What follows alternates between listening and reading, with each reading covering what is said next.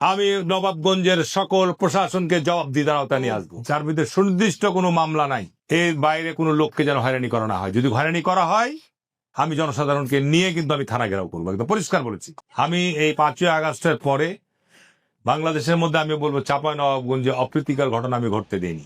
আজকেও তা থানার আমাদের এসপি, ওসি এবং পুলিশের ডিআইজির সাথে কথা বলেছি।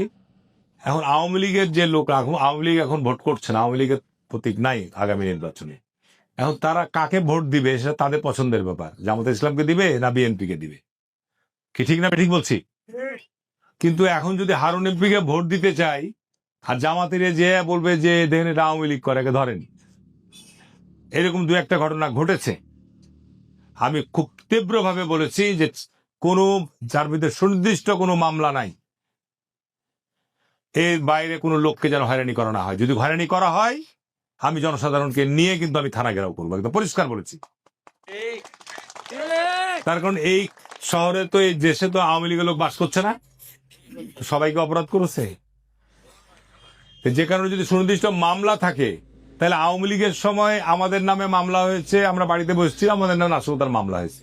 আর এখন যারা নিরপরাধ, যারা কোনো অপরাধের সাথে জড়িত না, এখন যদি তাদেরকে মিথ্যা মামলা দিয়ে তাদেরকে ধরে, তাহলে পার্থক্য হলো কি?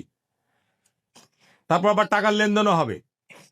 আমি পরিষ্কার বলেছি, আল্লাহর রহমতে যদি আমি, আপনারা আমাকে নির্বাচিত করেন, আমি নবাবগঞ্জের সকল প্রশাসনকে জবাবদিহিতার আওতায় নিয়ে আসবো। কি বুঝলেন ভাই? অনলি যেটাই চাই।